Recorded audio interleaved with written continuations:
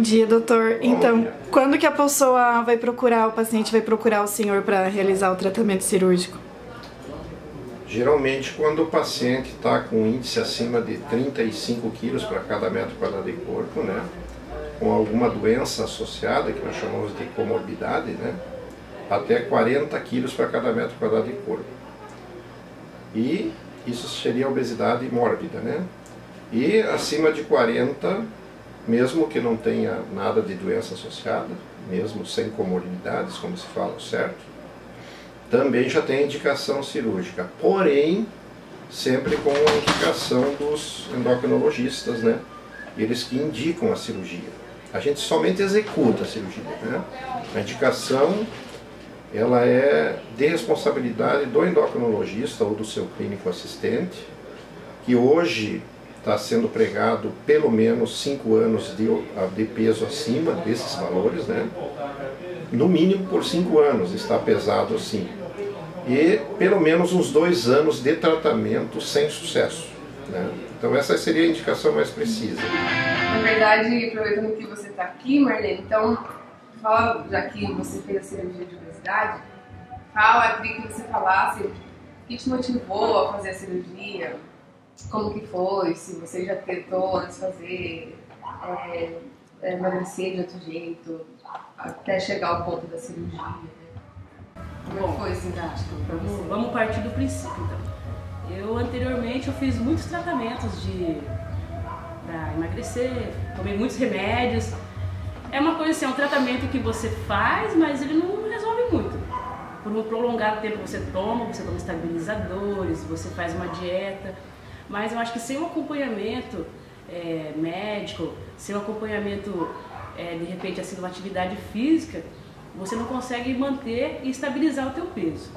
Daí foi uma fase assim que eu acho que entre meus 18 até os meus 25 anos, 24 anos mais ou menos, eu fiquei nessa luta contra o peso. Na verdade, eu sempre tive esse problema com a balança. Eu nunca fui uma menina magra, eu nunca fui assim. Eu tinha um comparativo com as meninas da minha idade, eu sempre me comparava. Na verdade, eu sempre fui um pouco maior que elas. E na questão de peso, meu IMC sempre foi um pouco mais alterado. A sua família também? A minha família tem um histórico de obesidade. Na verdade, assim, a família do meu pai não tem esse histórico, mas a família da minha mãe são mulheres de estrutura grande. Grande eu digo na estatura de altura mesmo, né? E a estrutura mesmo, a maioria tem um pouquinho assim de excesso de peso, mas poucas desenvolveram a obesidade. Minha mãe tem obesidade, a minha irmã ela tá num quadro assim que ela tá desenvolvendo e agora tá cuidando um pouquinho, com redução alimentar, com exercício físico, eu acho que ela vai conseguir.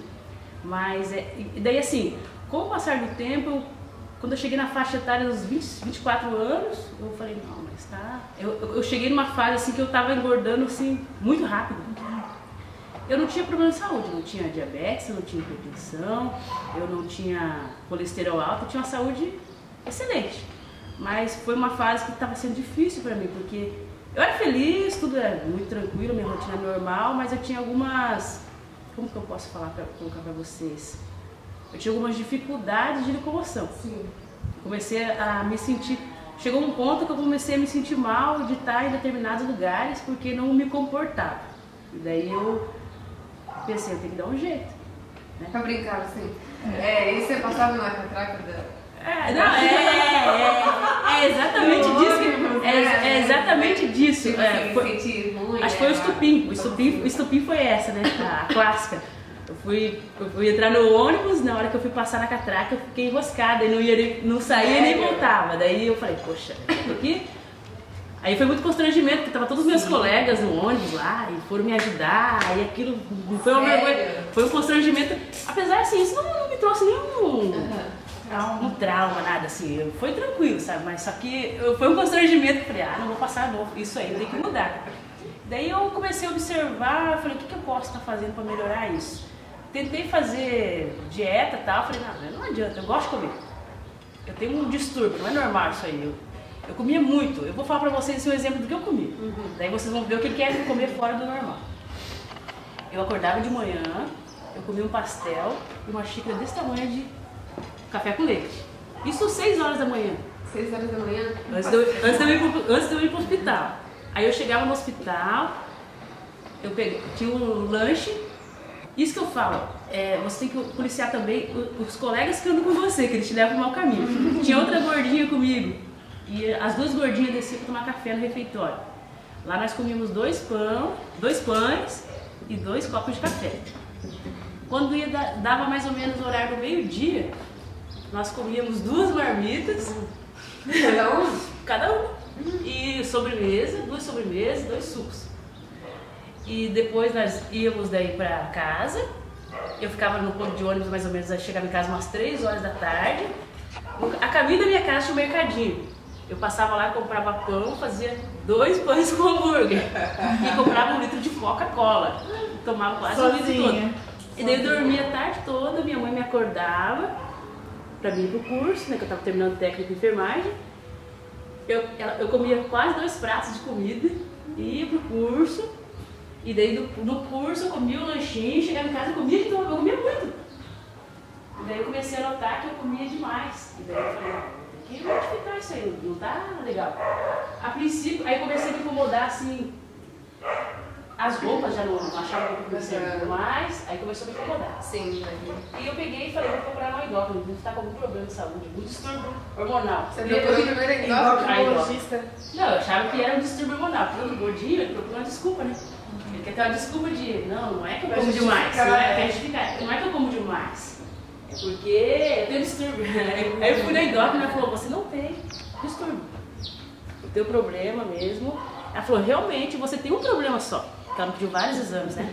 Ela falou, você tá com osteatose hepática severa, mais um pouquinho vira cirrose. Nossa. Aí eu fiquei meio perturbada com a situação, eu falei, mas como assim? Ela falou, não, porque a gordura do seu abdômen, que tá com o abdômen muito grande, ela tá infiltrando o seu fígado. E você vai ter que tomar medicação por 3 meses, vou te dar uma medicação, era uma medicação um pouco cara na época pro meu salário, mas eu tive que comprar. Tomei por 3 meses essa medicação e diminuiu. Foi tirando aquela gordura do meu fígado. E daí ela falou assim, olha, ela me falou, na verdade, ela me deu a ideia, ela falou assim, você já pensou em fazer a cirurgia bariátrica? E eu falei, não sei, será que dá pra me fazer? Ela falou, dá, estuda mais, procura saber. Se você quiser fazer, geralmente, o empecilho geralmente é a endócrina, geralmente elas que não liberam. Ela falou, eu assino pra você, que você precisa. Teus exames estão todos ok, eu acho que não tem nenhum impedimento, a gente já tratou teu fígado, que é o mais interessante, que é mais perigoso, o maior risco. Aí eu procurei um médico. Na época eu procurei o Dr. Luiz Carlos Brey, ele foi bem receptivo, ele fez a cirurgia. A gente fez todo um acompanhamento, você tem que passar pelo pneumologista, você tem que passar pelo psiquiatra, você tem que passar pelo cardiologista. O meu problema maior foi o psiquiatra, né? Ele pediu pra eu fazer 10. Né? Não que eu tenha problema, gente, eu sou totalmente normal. Mas ele queria que ele me alertou sobre o fato de que muitas pessoas que tinham obesidade fizeram a cirurgia e depois desenvolveram depressão. E por não conseguir comer. Por não conseguir comer. Ou então elas almejavam uma coisa, assim, tipo, depois que eu emagrecer, eu vou. Tal coisa não vai acontecer mais comigo. E tem coisas que não é de você ser magro, gordo. Tem coisas que é do seu dia a dia, né? Então daí assim, ele falou, não, eu quero que você trabalhe o seu psicológico antes de fazer a cirurgia. Eu fiz 10 sessões. As 10 sessões a psicóloga queria me convencer de não fazer a cirurgia, mas eu estava muito empenhada. Eu falei, não vou fazer isso. Tem que passar por uma avaliação do psicólogo ou psiquiatra, que também tem que dar o ok. Se ele não der o ok, também não é possível operar, porque senão você acaba fazendo uma cirurgia com os resultados muito pobres, né? E a nutricionista já tem que dar, ou nutróloga, né? Tem que dar já o pré-operatório, já com uma dieta prévia e uma dieta posterior, ou seja, para que ele não entre na cirurgia sem conhecimento depois, sem surpresas, né? Ele tem que saber o que vai fazer depois para não ficar tendo depois problemas com dieta e essas coisas. Bom, da onde que a gente tira esse índice de 40, 35 quilos para cada metro quadrado de corpo, né? Então a gente faz uma continha, uma conta muito fácil. Por exemplo, eu vou dar um exemplo que fica mais fácil. A pessoa pega a altura e multiplica por ela mesma. Nós temos uma área de corpo, uma área corporal. Nós não temos lados, né? Que, por exemplo, se você vai calcular um terreno, por exemplo, você calcula A largura vezes o comprimento, né? Nós só temos comprimento, então nós não temos largura. Então nós temos que ser comprimento por comprimento, ou seja, altura por altura. Então, por exemplo, uma pessoa com 1,75 m, então é 1,75 vezes 1,75. Vai dar exatamente 3 metros quadrados. São os 3 metros quadrados de corpo. Isso você tem que dividir o peso por esses 3 metros. Então, por exemplo, se você tem 75 quilos, dividido por 3, vai dar 25. Então você tem 25 quilos para cada metro quadrado de corpo. Neste caso, é o limite máximo, né? Porque abaixo de 25 é o peso normal. 25 quilos para cada metro quadrado de corpo. Acima de 25 quilos para cada metro quadrado de corpo é sobrepeso. Até 30 quilos para cada metro quadrado de corpo. Então, de 25 a 30 quilos por metro quadrado de corpo é sobrepeso. De 30 quilos a 35 quilos para cada metro quadrado de corpo já é obesidade grau 1. Aí tem muita controvérsia. As novas orientações, eles estão tentando ver se saem um pouco desses cálculos do IMC. Então, por exemplo, acima de 30, se você tem diabetes e pressão alta, já é critério para indicação de cirurgia bariátrica. A legislação, até inclusive internacional, já autoriza, desde que orientado pelo endócrino, né, e pelo psicólogo, já podemos realizar pacientes abaixo de 35, a partir de 30 para cima. Agora, a partir de 35 a 40, com comorbidade, e de 40 acima, mesmo sem comorbidade, indicado pelo endócrino, já tem indicação cirúrgica. Aí depois eu peguei minha malinha e fui pro hospital. E realmente eu fiquei um mês, pouquinho, assim, numa dieta. Engraçado, eu não tive nenhuma dificuldade na dieta que eles passaram. Eu vejo gente que sofre, eu fiz com tanto prazer. Como que foi essa recuperação, assim? O que você podia comer, o que você não podia comer? Não, depois da cirurgia? A recuperação depois da cirurgia, nos primeiros 15 dias, não, nos primeiros 7 dias são líquidos claros. Depois entra os líquidos escuros.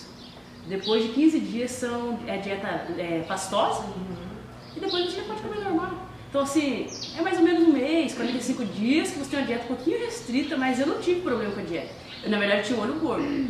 Eu via algumas pessoas comendo as coisas, eu tinha vontade, mas eu pensava, poxa, eu não posso fazer isso comigo, né? Foi tanto de exames que eu fiz, foi uma trajetória difícil. É mais difícil você conseguir passar por todos aqueles exames que te geram muita ansiedade do que, no meu opinião, né? No meu caso foi assim, do que a recuperação. E daí, assim, conforme eu ia emagrecendo, eu fui me motivando. Eu lembro, assim, que eu acho que uns 8 meses depois que eu fiz a cirurgia, eu falei, agora eu tenho que fazer alguma coisa. Aí tentei entrar pra academia, mas eu nunca gostei muito de praticar esporte. Falei, entrei, ia um dia, não ia outro, dava uma cansadinha, parava. E daí quando eu entrei no boxe, eu gostei. Aí me motivei. Foi difícil nos primeiros dias, porque eu chegava lá, parecia que era tão fácil. As pessoas faziam 30, 40 abdominais e eu fazia 2, 3 e cansava. Mas eu acho que não é o caso do gordinho só, de todo mundo que é sedentário. Que a gente vê também pessoas que fazem a bariátrica e voltam a engordar. No caso, não é só a bariátrica, você precisa ter exercícios, a alimentação, tem que ter uma disciplina, né? Eu não vou mentir pra vocês, eu não tenho disciplina nenhuma com alimentação. Eu como de tudo um pouco. E sempre foi assim. Eu nunca cheguei e falei assim, agora eu vou fazer tal dieta. Não. Eu como arroz, eu como feijão, eu como carne, eu como macarrão, de tudo um pouco. Acho que na verdade reduziu a quantidade, né? Eu reduzi a quantidade, tomo refrigerante, tomo cerveja, só que não deveria, mas tomo. Mas assim, eu é sagrado. 3 vezes por semana eu pratico meu esporte, só não vou quando não dá mesmo. Se você não tiver, ou você tem que escolher, ou você come bem, ou você restringe a alimentação e não pratica esporte, que eu acho que não é o ideal, ou você come legal e pratica o esporte, que daí vai ficar tudo meio equilibrado, né? Quantos quilos você pesava? Você pesou essa? Eu tinha 155 quilos. E agora, depois de todo esse processo? Agora eu tô com 78 quilos. 78. Há quanto tempo que você fez a cirurgia? Já tô até errando meus pesos. Há quanto tempo faz? que você fez? Se eu não me engano, fez 5 anos. E depois da cirurgia, a recuperação do paciente pós-cirúrgico e acompanhamento dele, assim, daí, durante a vida? É o mais importante, né? O mais importante é o pós-operatório. A recuperação hoje está muito tranquila, essa cirurgia ela ficou bem desenvolvida, a tecnologia com os aparelhos de alta definição. Essa cirurgia ficou uma cirurgia, digamos assim, até corriqueira, nas mãos de pessoas habilitadas, né? O pós-operatório deve ser acompanhado pelo endocrinologista, principalmente pelo endócrino e pelo nutricionista e nutrólogos. Eles têm que ser acompanhados na parte óssea, né, com densitometria óssea e todas as vitaminas pelo menos 1 a 2 vezes ao ano. Né? Aí reposição de vitamina, caso esses exames derem alterado. Então esse negócio do paciente tem que usar vitamina a vida inteira, isso não é verdade.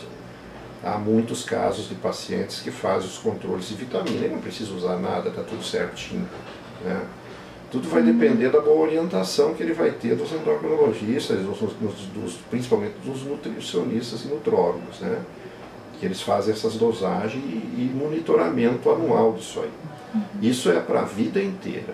Na parte cirúrgica, a gente faz uma endoscopia 6 meses depois para tentar ver como é que ficou nossa cirurgia, porque até 6 meses vai estar tudo diferente, né? Mas 6 meses em diante já deve estar como deveria ficar. Se tiver alguma coisinha aqui ou ali, a gente pode até consertar. Depois é uma endoscopia a cada 2, 3 anos, ou anual, dependendo de cada paciente, né? Então sempre tem que estar acompanhando. Então conosco, com o cirurgião, pelo menos uma vez, eu tenho feito o acompanhamento mensal no primeiro ano, trimestral no segundo ano e anual a partir do 3º ano em diante, é o resto da vida. Legal. Então sobre as vitaminas depende do resultado dos exames, porque dizem que o resto da vida tem que ficar tomando vitamina, mas daí depende do paciente, da recuperação dele mesmo. Por exemplo, cálcio e vitamina D. Se você dosar, todos os profissionais da saúde, que nós somos da noite, né? Nós vivemos enclausurado, a gente não toma sol. Eu tenho certeza que se eu pegar uns 1000 bariátricos operados e pegar uns 1000 profissionais da saúde, eu vou ter quase que 90% dos profissionais da saúde com déficit de vitamina D. E provavelmente pouquíssimos pacientes bariátricos com déficit de vitamina D, até porque eles fazem o acompanhamento com o nutricionista e reposições, coisa que as pessoas como a gente não faz esse tipo de dosagem que deveríamos fazer. Então isso já foi feito em São Paulo, em outros países também, essa comparação, né? Então, na verdade, todos nós deveríamos fazer reposição se fosse bem certinho assim. Então eles fazem uma vez ao ano e repõem, né? Na verdade, eu acho que todo mundo deveria fazer isso. Legal. E agora, como é que está sendo esse, assim, em questão de reposição de vitaminas, essas coisas assim? Então, eu não sei se é porque eu como de tudo um pouco, igual eu falei, tem gente que, eu fico olhando às vezes, algumas pessoas que fizeram, elas têm muita dificuldade de comer arroz. Tem gente que faz 4 anos que come arroz, não posso comer arroz. Come arroz uma vez, passa mal e não come de novo. Eu acho que você tem que ser persistente na tua dieta. Carboidrato faz bem, então você tem que insistir. Tem gente que, não posso comer carne, aí passa mal uma vez e não come carne. Eu sou do tipo assim, comi arroz hoje, passei mal, porque certamente eu exagerei. Não é porque o arroz me fez mal. Comi um pouco a mais, certo. Não sou de ficar passando mal muitas vezes, só quando eu faço um excesso. Que tem horas que você faz. Eu acho que até uma pessoa que não fez cirurgia bariátrica comete algum excesso quando acha alguma coisa gostosa, né? E daí assim, eu como de tudo um pouco. Tive que tomar, acho que reposição de ferro foi uma vez só.